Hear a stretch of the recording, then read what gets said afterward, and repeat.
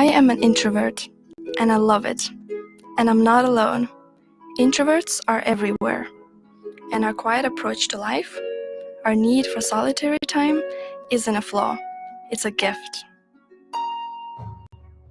But as an introvert, it's not always easy to realize how wonderful you are. The world feels like a place that rewards extroverts, where being loud is mistaken for being confident and happy, where everyone has something to say, but nobody listens. A world of open-plan offices, networking parties, and big personalities.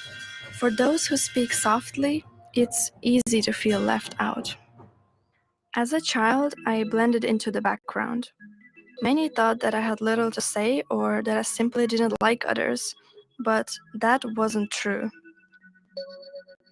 People often think introverts are shy or antisocial, but these are misconceptions. Introverts, like anyone, can find socializing fun, but while parties leave extroverts energized, after some time, introverts need to recharge away from everyone. There's a scientific theory for this. There are two important chemicals found in all our brains: dopamine and acetylcholine. Dopamine is like a hit of energy when we take risks or meet new people, and it makes extroverts feel great. But introverts are more sensitive to dopamine and get quickly overstimulated. That's why we prefer the more slow burn feeling we get when our brains release acetylcholine. That happens when we concentrate, read, or focus our minds. It makes us introverts feel relaxed, alert, and content. But it barely registers with extroverts. Of course, like anything, it's a sliding scale. You can lean one way or another, or be a bit of both, known as an ambivert. Now I understand myself better. I am deeply grateful for how I am. Instead of filling up space with small talk, I listen patiently and make my words matter. I have few friends, but our connection is deep. I love spending time alone. It's where the chaos of a long day can finally settle. I can reflect and listen to my thoughts, and eventually reconnect with myself. Only after that am I ready to share with the world again. I've learned strategies for finding comfort in our noisy world, from using music to create bubbles of peace, to escaping to a quiet park at lunchtime. I adore the intensity and chaotic beauty of the world, but it's in quiet spaces where I feel truly at home. If introversion were more valued by society, it could make a massive difference to our collective future. The unique attributes of introverts really are a deep, quiet strength. And as Gandhi put it, in a gentle way, you can shake the world. First of all, you have to know what the definition of introversion and extroversion are, right? Socially awkward is not, I know socially awkward extroverts, right? It's not if you're uncomfortable, it's not social awkwardness, that's not introversion. I like, in terms of, it's Susan Cain's definition, it's about energy, which is an introvert loses energy from social interaction, an extrovert gains energy from social interaction. So an introvert wakes up in the morning with 5 coins, every social interaction they spend a coin, at the end they are depleted. An extrovert wakes up with no coins, every social interaction they get a coin, and by the end they feel rich. Like going to a party, they give them energy, versus going to a party sucks your energy. So right? then I'm an introvert. Right. So I'm a big introvert, right? And what I have learned is I have a big personality, but I'm still an introvert. So what I've learned is that it doesn't matter which one you are. The question is how do you leverage what you got, right? And so I go to parties with an extrovert, right? Because that way they can do all the talking and I can just stand there and just eat the cheese. And that is fantastic. By the way, you can always spot me. You can always tell, you go to a party with me and you will see me standing in corners or lingering by and when there's a barbecue, I'm always the chef because then I don't have to talk to anybody, right?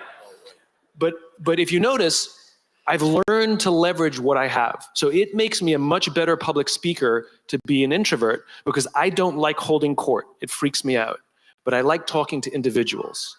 So you'll notice when I speak, I talk to you, and then I talk to you, and then I talk to you, and I give everybody a whole idea or a whole thought, which actually what I learned helps me actually connect with an audience much better. But it's because I'm an introvert. So if you're an introvert, of course you can be a leader. It has nothing to do. Some of the best leaders, have you ever heard of Jim Senegal? Most people haven't, because he's awkward and shy. He's a phenomenal leader. He's the founder and former CEO of Costco, right? Like there's phenomenal leaders. Richard Branson, introvert. He's really awkward, right?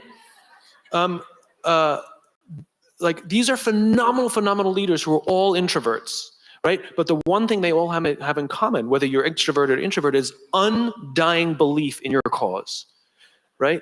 And the charisma is not how much energy you have. The charisma is how much you're willing to devote to that.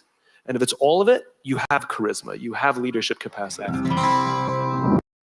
Good evening, everybody, and welcome to another edition of Speak Your Mind, the show that allows you, the viewer, wherever it is that you watch us, to sound off, to speak your mind, to let us know what's inside of that brain of yours regarding any topic, every topic, and all the topics that we have every single night. And so today, we are talking to you, introvert, or you, extrovert, or whatever vert you want to be called. The question that we're asking everybody now, who contributes more to personal happiness, or what would contribute more to personal happiness and overall social well-being? We already opened up the poll, Miss Audrey, and this person can definitely cast their vote now. Throughout the whole program, we're going to be reading their comments, correct? Correct, Pastor. As the QR code appears on the screen, they can go ahead and scan it and vote on the following, as we have the question for everyone. Which personality traits contributes more positively to personal happiness and overall social well-being? We have the following that they can vote, which is: the world needs more extroverts to bring people together. Call me a chameleon, comfortable in a variety of social situations. Or socializing is exhausting, leave me alone. So there we have it. They can go ahead and vote, and we'll be announcing the results during our program. Perfect. And maybe you're watching us right now and you go, what is an introvert? Maybe this person, Lupita, who's watching us right now, they go, what is an extrovert? How do I know which one I am? Do we have the definition, Lupita? Yes, good evening. We definitely have the definitions to both of them. An introvert is a shy, reticent person, right? Someone that obviously doesn't talk much. And we have an extrovert who is an outgoing, overtly expressive person. So maybe you define yourself as either one of these, and it's okay to be both or one. So those are the definitions of these two words. You can be both. You can be an introvert and an extrovert. Yeah, it's called an amnivert, I think. Now you're making up words. But if anything, we'll be back with all of you guys. I think we already have our first caller. Let's see if we can connect Carolina right now, who is on the line. Let's see if we pull her through. Miss Carolina, can you hear me? Yes, Hello? sir, I can hear you. Miss Yes, Carolina? I can hear you. No? Yes, Yes. Can you hear me now? yes, I can hear you. Perfect. Miss Carolina, we're asking, well, first and foremost, let me ask you, do you consider yourself an introverted person or an extroverted person? Oh man, I think I can be a little bit of both, but towards the introverted. I think I can. I try, but I feel like I tend to go towards the introverted. And why would you say that? I think personally, I think I used to be like a really outgoing, extroverted person, but over time, I kind of started keeping to myself, and I felt more comfortable like that. I know there are situations where even though I don't feel comfortable, I kind of have to go and talk. You know, responsibilities kind of force you into that, into communicating and socializing. But if I'm being honest, there are times where I kind of like to shrink back into my little bubble, like kind of only come back when necessary. Like there are I like to have my space. Now, Carolina, I really do appreciate the honesty and the transparency. Do you think you, like you said, you go back to your little bubble, do you think in any way, shape, or form that can kind of stop you from certain opportunities that can maybe even hinder your happiness a little bit? I think there are times where it can. I think there are times where I notice that I have to push myself, because if I don't, I'll be missing opportunities, whether they're at school, at work, even with friends or family. I realize I do have to kind of push myself to take advantage of these opportunities, because if I don't, I'll be missing out, or I could even be looked at as rude, or, you know, there are times I kind of have to push myself if I don't feel like that. Now, Carolina, let's say there's somebody who's watching us who's an introverted person, and they go, I feel like I need to be a little bit more out there. I feel like I need to be a little bit more expressive. I need to be an extrovert. Or maybe there is an extrovert who was just like you, and they're slowly going or fading into becoming someone who's more introverted. What would you say to them? Do you think there's something that can kind of help or maybe even balance out the things that we face nowadays? Yes, definitely. I think it's very important to kind of see, like, have a balance. You know, I think there are times where it's good to express ourselves, share our opinions, kind of like the video said, be very like a leader, you know, especially in a professional environment. But there are times where we kind of have to, you know, hold back. Not, our opinion isn't always the most important thing. So I think it's very important for, I think, that person who is either very expressive, kind of know when to hold back, you know where their limit is, and for that person that's a bit quieter, that's a bit more introverted, to push themselves and know that there are times that they are going to have to speak up. If not, they'll be kind of held back. Spoken like a true experienced intro/extroverted person. Carolina, thank you so much. Have a good night, okay? Take care. Thank you. Good night. Now, the next video we want to show you guys is how they compare, how an introverted person and an extroverted person kind of have the same thing or the differences between them. Pay close attention. We'll be right back. Introvert and extrovert are personality types popularized by the 20th century Swiss psychiatrist Carl Jung, who used the theory to better understand various behavioral patterns and attitudes of his patients. An introvert is a person whose attention and interest is typically directed inward toward their feelings and thoughts, whereas an extrovert's attention is focused more toward other people and the outside world. We all have the experience of both, but naturally sit more strongly on one side or the other. So what can we learn about ourselves when we understand which side of the personality fence we are sitting on? And how does this influence our career choices, relationships, and overall lifestyle? That's what we'll find out in this episode of the infographic show, Introverts versus Extroverts. We started out by looking at these personality types within the workplace and found an article in the Huffington Post that featured a very simple chart displaying the key behaviors of both extroverts and introverts. Let's take a closer look. Where an extrovert tends to speak up in meetings, an introvert may only share ideas when prompted. Extroverts are fine with open workspaces, whereas introverts like working in quiet spaces. Extroverts enjoy praise and attention, whereas introverts do not. Extroverts are quick decision makers, and introverts tend to ponder decision making more carefully. An extrovert will open up to anyone, but an introvert confides in only a few. Extroverts are easily distracted, whereas an introvert is good at focusing for long periods of time. Extroverts easily accept change, but introverts tend not to. An extrovert speaks more, and an introvert is a good listener. An extrovert often has large groups of friends, but the bonds are less strong, whereas an introvert will have a smaller friends group, but with closer bonds. Extroverts enjoy group conversations, whereas introverts enjoy one-on-one communication. And extroverts like to recharge by being social, with introverts preferring me time and staying home alone. This is insightful, but how does it translate into the type of career we are best to choose? To understand this, we researched what the recruitment companies are saying. According to the Undercover Recruiter, extroverts thrive on careers that involve interaction with the general public and working as part of a team. Some examples are lawyer, construction worker, event planner, entrepreneur, or police officer. But jobs that allow a person to work independently are a better fit for introverts, and these include graphic designer, software developer, artist, or truck driver. What about some famous examples of introverts and extroverts? What did they choose to be in life? Starting with extroverts, one of the most well-known is Bill Clinton. The White House has mostly been occupied by extroverted men. The 42nd President of the United States was always energetic in his conduct, both in office and on the campaign trail. He will be remembered for being social, personable, and friendly to both friends and opponents. Clinton thrived in the limelight and energized the masses through televised speeches and public meetings. Then there's the famous boxer Muhammad Ali. He called himself the greatest, and he was as much a performer as a brawler. Muhammad Ali was a classic example of an extrovert and would taunt his opponents with his lively rhetoric as much as his heavy hands. He bounced around the ring, always certain to make a show of it, and in interviews he was never shy of the camera. Then there's British Prime Minister Winston Churchill, who had a limitless supply of energy and would work all hours, often fueled by alcohol and cigars. And though he was running a country and fighting a war with Germany, he also found time to write, winning the Nobel Prize in Literature for his memoirs. As for famous introverts, Bill Gates, the founder of tech giant Microsoft, was known for having an incredible focus that allowed him to spend thousands of hours writing code.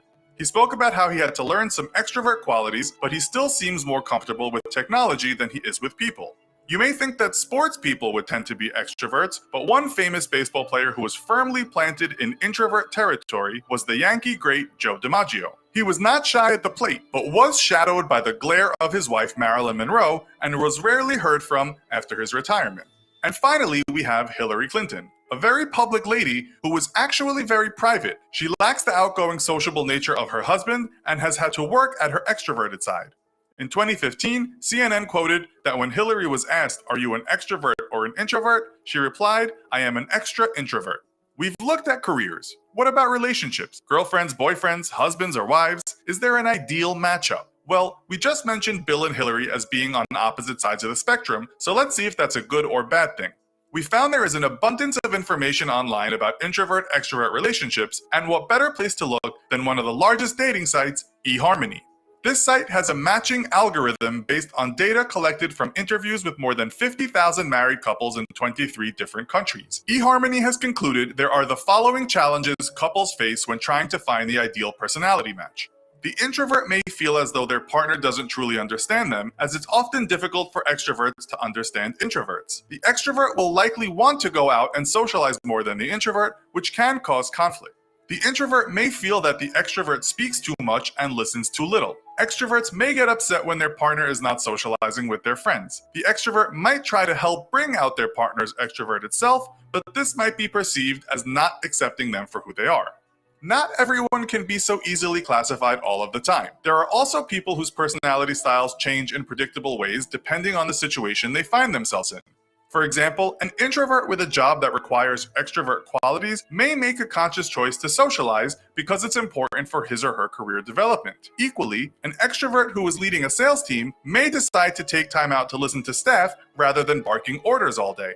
So though we have dominant characteristics, these are not necessarily fixed. And most people also sit naturally between the two personality types. They are known as ambiverts, and there are advantages to being an ambivert. With a personality type that doesn't lean too heavily in either direction, they have a much easier time adjusting their behavior based on the situation, enabling them to connect more easily with a wider variety of people.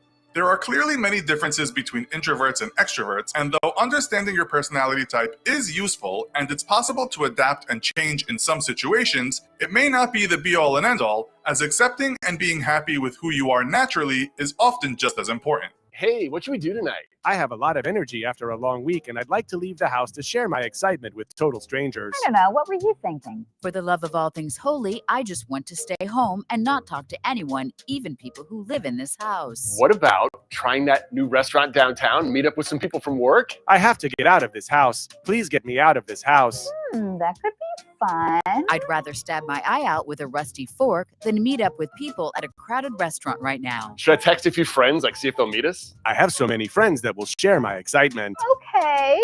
Absolutely not. Please do not include anyone else. Or we could just stay in our neighborhood and go to our usual place. I do not care where we go as long as there are people I can talk to. Oh yeah, our usual spot. Penn is like the mayor of that place. Everyone there will come and talk to him. And then Penn will say, hey, do you guys want to join us? And then they will join us. And then we will say, we should go on a vacation together. And then we will plan a vacation together that none of us want to go on because we are friends, but we aren't friends. But we will never take the trip because we suck like that. Great! I can tell by her reaction that she is not into this. Or Hear me out. We stay in and order delivery. I really, really do not want to leave. How can you not see this? Oh, so the same thing as last week? Oh, crap. I know. I made a resolution to get out more. No one keeps the resolutions. Please don't make me. You should have known what you were getting into when you married me. I told you. I don't know why I am this way, but here we are. You know what, honey? We can just get delivery. The last thing I want to do is order in. It does sound fun, right? Nothing thrills me more than wearing my 20-year-old sweatpants. Yeah, sounds fun.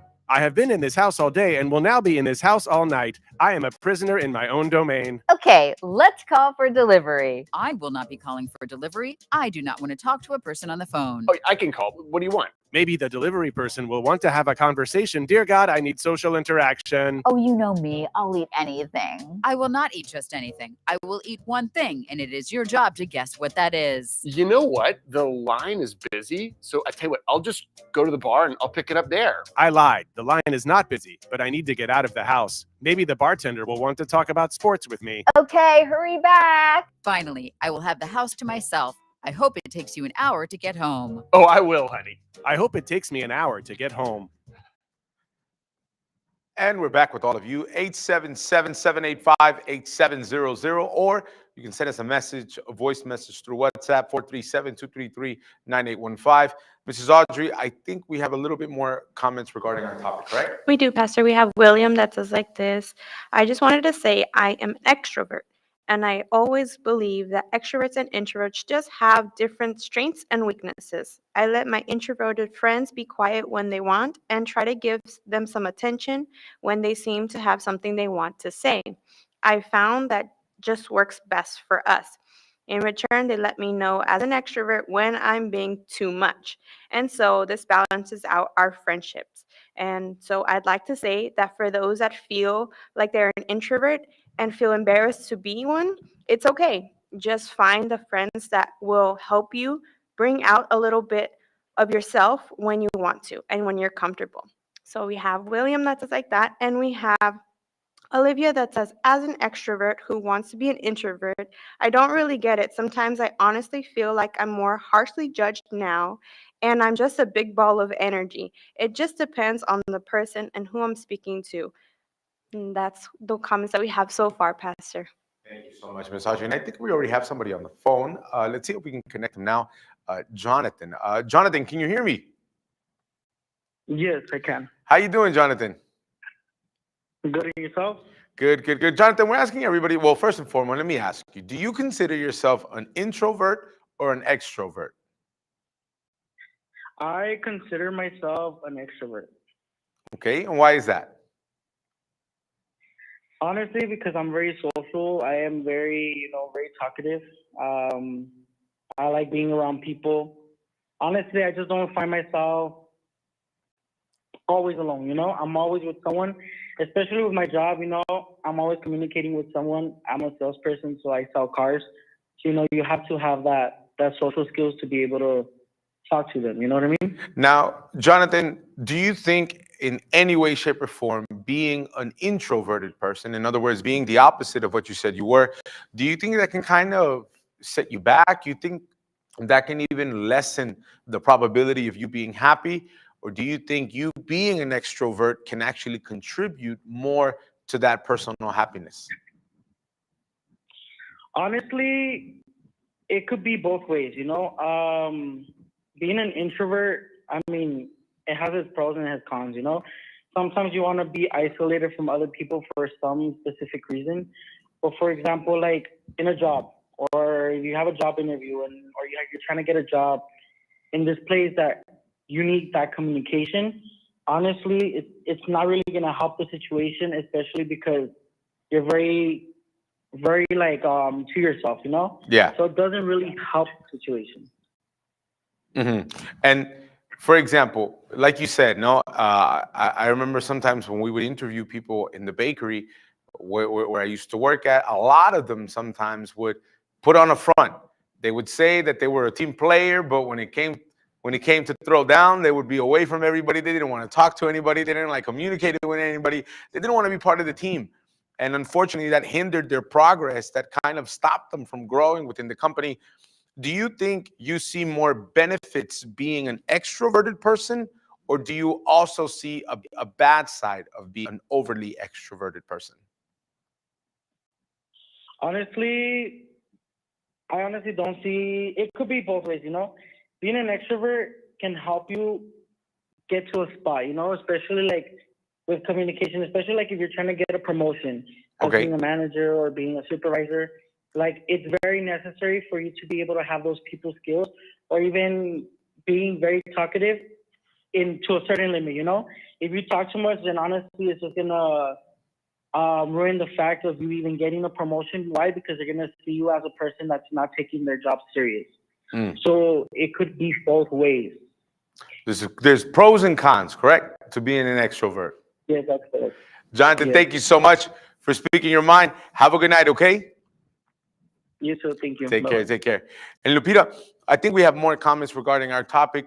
One of the videos that we saw right now was about a married couple, about somebody who wanted to go out and somebody who just wanted to stay home. And those little things, when you see couples, it's like an introvert and an extrovert. Do you think that kind of can stop them from going forward as a couple? I don't think so. I think there should be a equal balance between the relationship. I definitely think one from the other rubs off. So if the person is an extrovert and the other one is an introvert, I definitely think the habits from one to the other will rub off. So definitely the relationship will move on either way, because if they both make it work and at the end of the day they come to an agreement on what they think, then their mindset will be the same thing towards their future. So if one is an introvert and the other one is an extrovert, then I definitely think they are a perfect balance. And any comments from our Yes. So we have Skylar who says, being an introvert, I was told that I was not normal as being too quiet and that I might need help. But over the years, I feel more comfortable being who I am and not being what someone else expects. Though there's still a minimum need to meet fake and conformity. And there's Diana that says, as an extrovert who used to be an introvert, I really don't get the whole being an extrovert is celebrated by most people. I ain't gonna lie, most of my life has been people telling me to be quiet. I honestly feel more harshly judged now that I'm a big ball of energy. Interesting alternative perspective. Awesome, awesome. And what do you think sets extroverts and introverts apart? We're going to go to our second segment, and we'll be right back with all of you.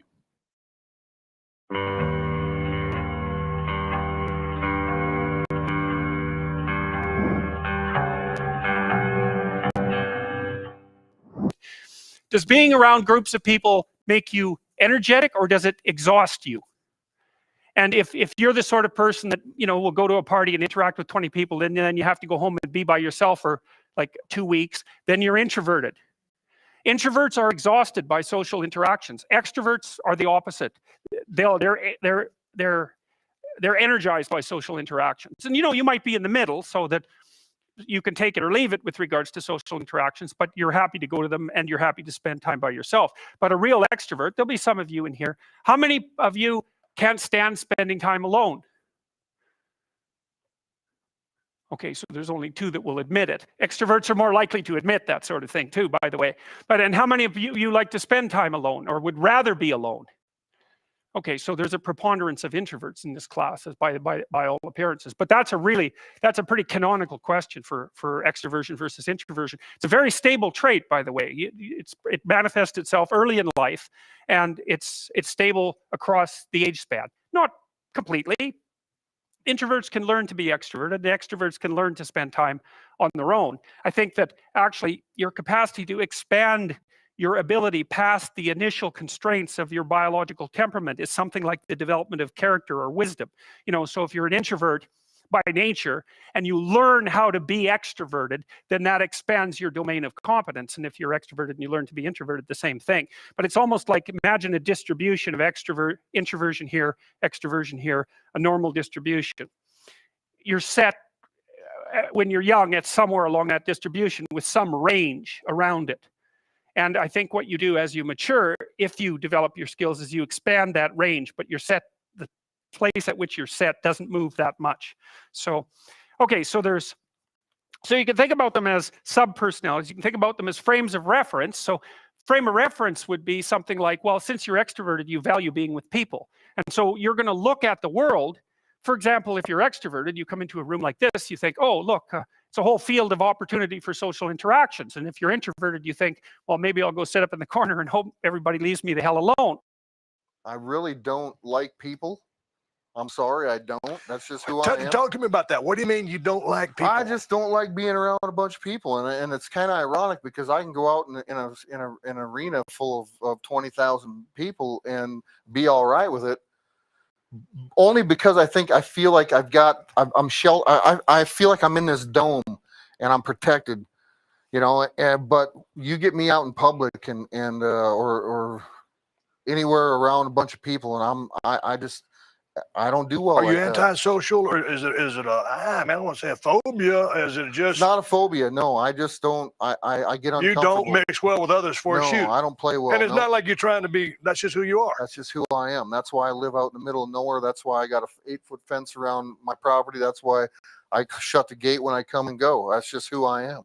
Let's look at the social homeostasis circuit through the lens of what's commonly called introversion and extroversion.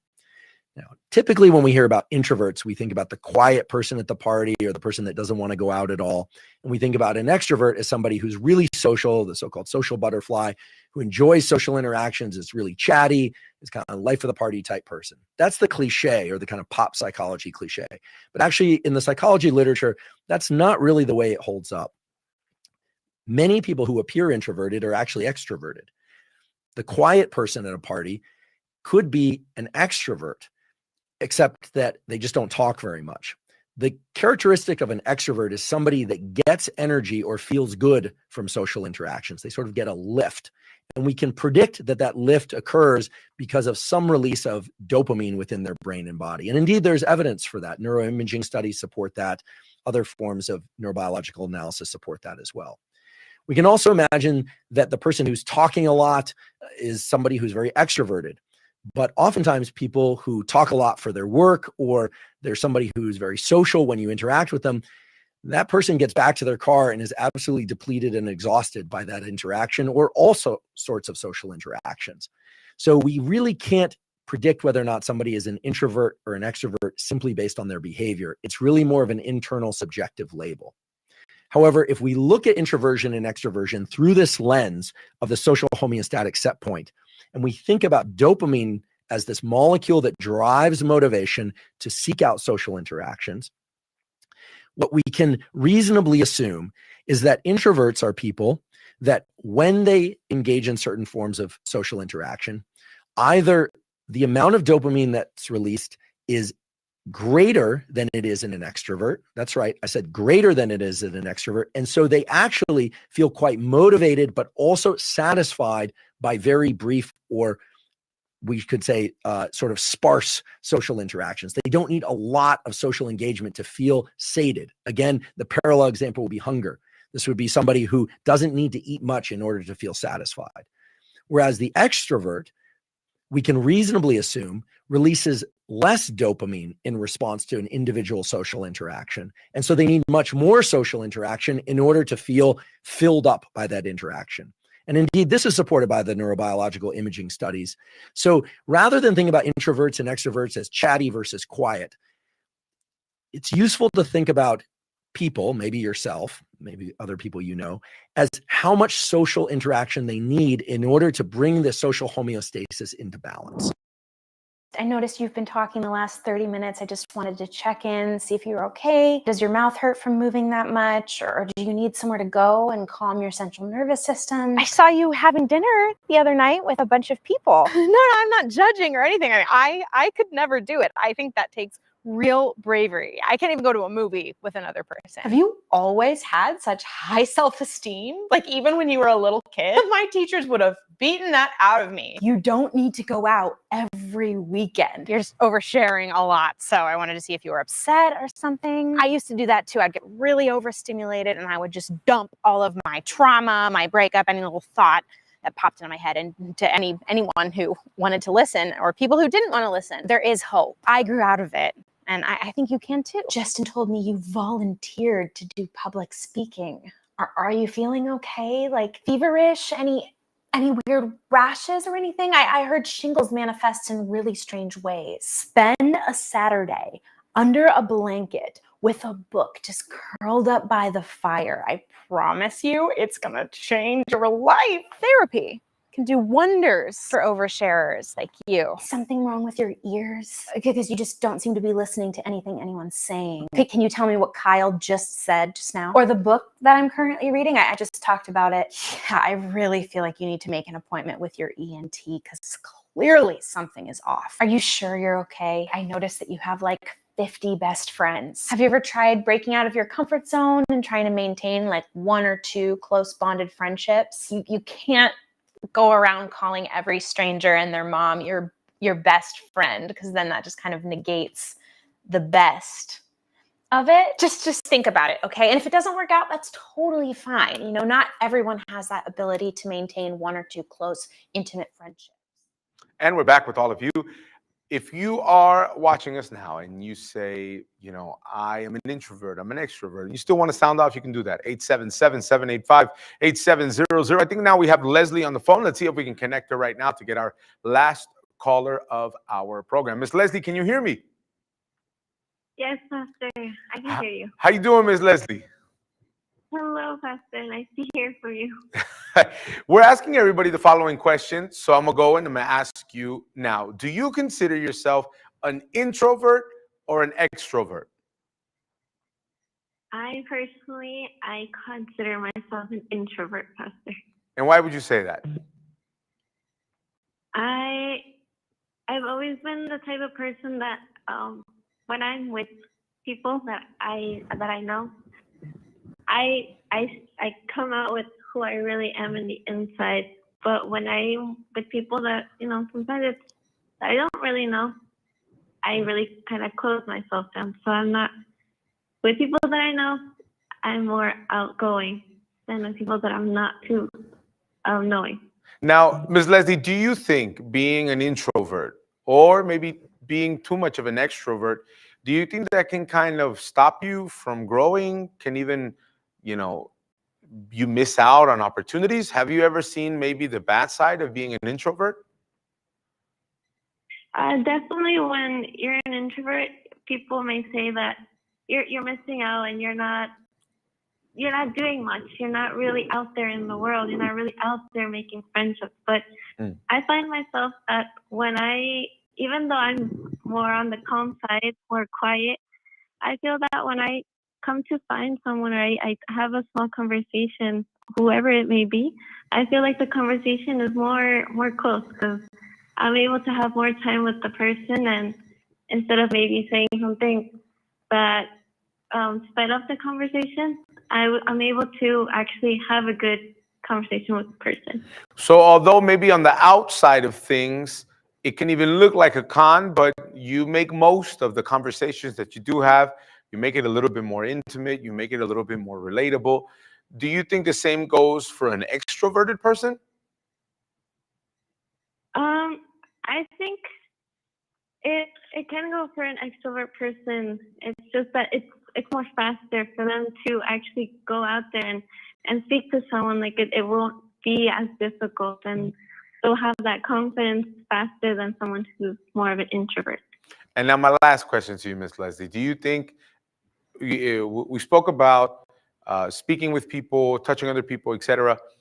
Do you think maybe being an introvert can kind of even stop someone from being happy or even more happier?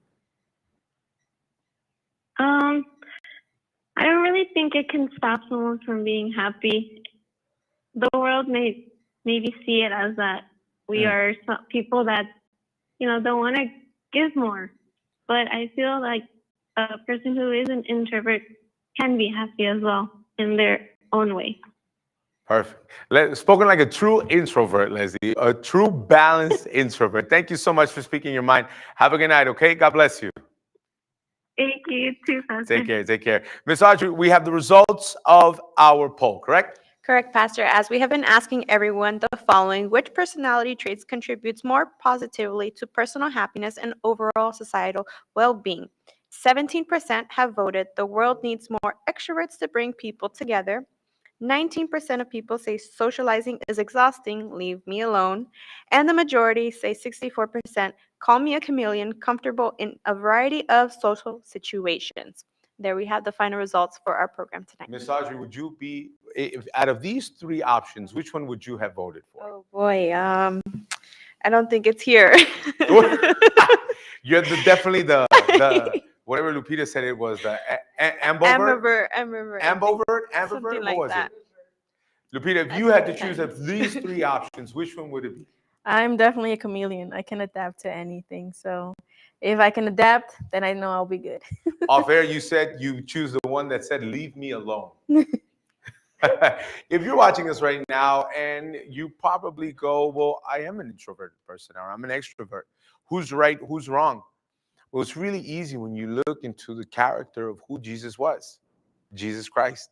The Bible in the book of Luke, it shows us that with frequency, Jesus would go away alone to go pray, to go talk to God. He wasn't around a lot of people, but in many moments, he was to himself, strengthening a relationship that really did matter. Unfortunately, a lot of people who don't have this mindset, they are alone with their own thoughts. And the thing is, me and you, we get thousands of thoughts every single day. Maybe even as you watch this right now, even in my head, I get different thoughts. But even though that can be true, I must always be careful because sometimes our worst enemy can even be ourselves. But Jesus, when he was by himself, he would strengthen his relationship with God. And even in the moments when he was around a lot of people, I think Leslie over the phone said it. People who are a little bit more extroverted, they're able to reach others faster. With Jesus, when he was with a bunch of crowds, well, a bunch of people, in a multitude of people, he showed his power. So if you're somebody who's watching us now and there are moments where you say, Pastor, I just want to be alone. Well, in that moment that you feel alone, gather your thoughts, talk to God. In that moment that you say, Pastor, I take charge of a lot of people, my family, my coworkers. What do I do? Well, in that occasion, you rise to it and you show the power of God. So if you're watching us right now and you're somebody who you already participate of a church, you're somebody who maybe you call yourself a believer, yet you haven't seen that power yourself. First and foremost, what we want you to do now where you are is to ask God. You look, you pray to God. Because especially if you're alone right now, do what Jesus did. In the book of Luke, with frequency, Jesus would go away and pray. So after this testimony, I want you to take advantage. I want you to go into the bathroom or go into your room or wherever you are, and I want you to make a prayer. Strengthen yourself in these moments that you have. And if you're watching us now and you say, Pastor, I'm in need of a miracle. I've been suffering for so long. Well, then that's where you use that faith and you leave where you are to be here with us this Sunday at 10 o'clock in the morning in our gathering of faith in miracles all around Toronto. And it doesn't matter where you watch us from, whether it's Markham, Etobicoke, if I even pronounced it right, whether it's Kensington Market, whatever area here in Toronto, and you want a way out, you want to stop suffering, we're located here in Toronto, 2420 Dufferin Street. If you want, you can even take a photo right now of how we look on the outside. We're right there on the corner of Bowie Avenue, and we're about a block and a half from Eglinton Avenue. The moment you see that place, you're going to walk in and you're going to notice a change. You can take the 29 bus, the 929 bus, and you're going to be right there in front of our building. This Sunday, 10 o'clock in the morning, okay? 2420 Dufferin Street. I want you to pay attention to the story of Alice. Alice, who lived a life of suffering, but now she's completely changed. Pay attention. God bless, and see you soon. My depression started when I first came to Houston because I left my family and I felt that I was really lonely. So I didn't have anyone to lean on, anyone to talk to. I didn't know anyone in this city. Started to look for friends on social media. I started asking my friends, hey, do you know anyone here that we can go to a party, that we can go do something, because I don't want to be by myself. So I did encounter people that introduced me to alcohol, because before I didn't drink. So it was a thing that I used to do constant. It started every other week, but then it went from every other week to every week. And then it went from every week to every Friday, Saturday, and Sunday. I would drink to the point of forgetting what I was. I would drink to the point that my friends had to carry me and bring me to my house. So it was very, very bad. I do remember those times, but I did all of this because I was lonely. Actually, at the moment, I felt very excited. I felt good at the moment because when you drink, you feel like you're forgetting everything. But then when you come back to your sense, the loneliness comes 100 times even worse. So it didn't help me. I remember waking up crying, calling my mom, saying, I want to kill myself. I don't want to live anymore. I don't like this life. I just feel lonely. I want something that will help me, but I didn't know where to find it. There is a friend of mine that she was coming to the Universal Church here in Houston, and she invited me to come once. So I said, okay, I can come. So then I came the first day. I immediately saw something different. The way the pastors were praying, the sisters were praying, the way they came to greet me, to talk to me at the door. Immediately, the first day that I came, I said, oh, this is very nice, because I've never been to a church where they pray like this, where I can tell that they really care about you. So then I started coming little by little. I came once every other month, but then I started coming more and more. I started doing my chain of prayer because I understood that the loneliness that I was feeling before, it was depression. So I was depressed. And when the depression left, my goal was to receive the Holy Spirit, because I know that if I did not have the Holy Spirit inside of me, that eventually I would feel depressed again. I would feel the desire of drinking again, of partying again. So then when I received the Holy Spirit, it was the greatest joy that I have received in my life. Inside of me, I feel inside I have peace. So I think the word itself that I can describe is that I have peace. I can sleep at night. I don't have to worry about tomorrow. I don't have to worry about what my family will think, my friends will think, people outside will think. So I have peace inside of me. The world can collapse, but inside of me, I have peace.